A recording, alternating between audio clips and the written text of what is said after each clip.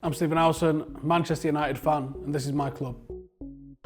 The greatest ever Manchester United player has to be Bobby Charlton. This guy was a Manchester United youth player, a Munich survivor. 5 years after that, wins an FA Cup, goes on to win the league title, wins a World Cup with England, wins the Champions League, a European Cup, wins a Ballon d'Or, and when he retires, he's England's all-time leading goal scorer, United's all-time leading goal scorer, and United's all-time appearances. If that's not the greatest player the club or the country has ever seen, then I don't know what is.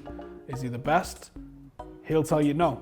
He'll tell you that the greatest, the best player we ever had was Duncan Edwards, and there's a book been written about Duncan Edwards, even though I'm saying he's the best, not the greatest.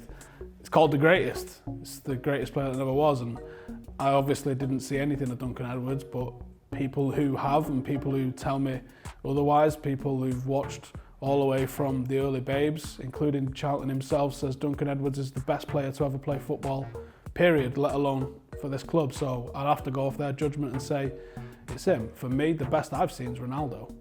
Ronaldo at his peak, he won a Ballon d'Or, and quite rightly so. I think Wayne Rooney was only a hair under that. Arguably David Beckham should have won a Ballon d'Or. Roy Keane at his peak was arguably Ballon d'Or worthy. It's not my favourite player. My favourite player is Cantona though. I would have loved Griezmann in the summer. I think bringing Sanchez in probably takes that sort of role in the team away a little bit. There's no point having two people doing that.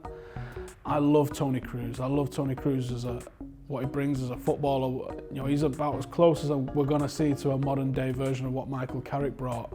And even though he's not the most exciting name, I do think he's the sort of player that on his own could really take United to the next level, because we're a little bit lacking in a certain area. I think someone coming in of that quality would make a massive difference to us.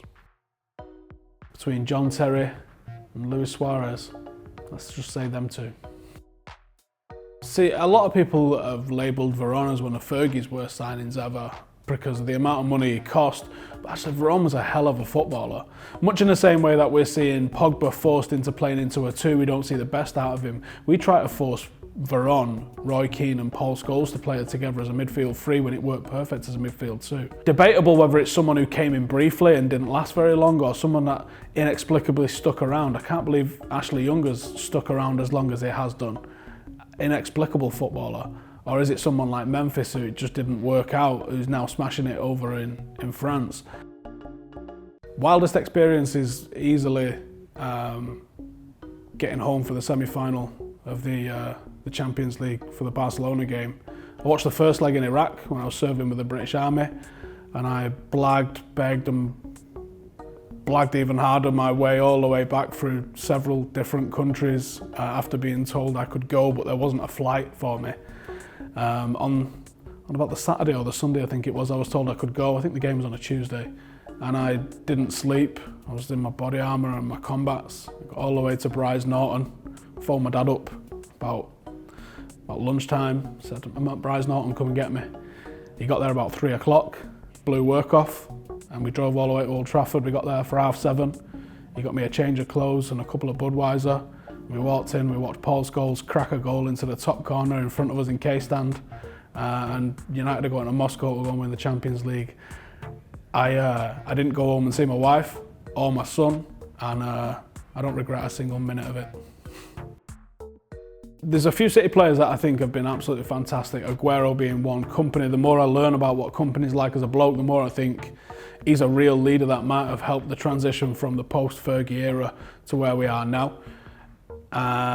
There's no one off the top of my head that I look at and go, I wish he was at United. De Bruyne's arguably the best player in Britain at the moment, but I don't know if he would add to what we play like. If he played alongside Pogba, would that maybe be a bit too much as an attacking midfield? I think it might be. So I don't think there's anybody off the top of my head, certainly in England, that I look at and go, I wish we had him. So, do you know what, actually, someone absolutely crazy, Alonso from Chelsea. Mega underrated player, we need a left back, I'm taking him.